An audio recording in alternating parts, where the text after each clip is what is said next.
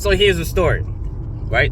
I was working and I was driving in, if you guys are familiar with Pennsylvania, in the middle of Ligonier, PA, and Somerset, there's like a reservation area.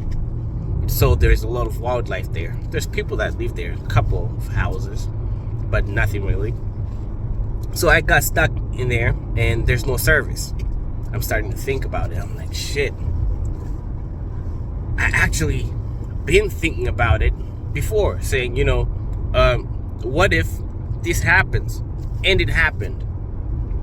So I tried to call someone to come pick me up, but I couldn't get in touch because there's no service. So I keep standing in the middle of the road, trying to get service. And all the cars are passing by, like nothing's happening. Then in my mind, I'm like, this is like deep, American small towns. And mostly people that live there are whites. And if you've been told stories about, such areas, they'll tell you, a black person, they don't like you. That's the story. They'll tell you they don't like you there. So I'm saying, nobody's going to help me here. I'll probably be here the whole entire night by myself. But 2 people stopped. It was a white man and a white woman. It was a couple. They stopped. They offered me their phone. I tried to call that person, but I couldn't get in touch with that person. Then I told them they could leave. If that person called, they should give them directions. Apparently they did. Then this other lady comes over and passes by. She passed me, then she comes back and reverses and asks me what's going on. I'm like, I had a tire bust and I got nobody to help me to get to my other tire. I have a new tire over there just close by. And then, close by town. So she says, I can help you. I can drive you over there. Mind you, this is a white woman. And in the first place, I was talking about how, you might not get help from a white person being a black person. So she drove me over there to that gas station, and she stood there. She sat there for like 10 minutes waiting to see what's going on. And people that came and asked me if I needed help were all whites. Blacks would just pass by like nothing was going on, you know what I mean?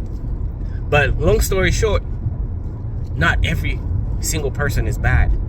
You can be told, oh, these black people are bad people, but it's probably because of 1 or 2 people that, acted in a certain way that, made everybody else look that way. Even with the whites, it's the same way. There's a saying, if you have a bunch of groundnuts in your mouth, right? You have a bunch of groundnuts in your mouth and one of them is bad. What do? Do you just put your hand inside your mouth and try to, pull one of the bad ones out and throw it out, or just do like that and try to spit out the bad one? No, you spit out everything. So that's the main reason why people just, consider every single person, maybe a black person, maybe a white person bad.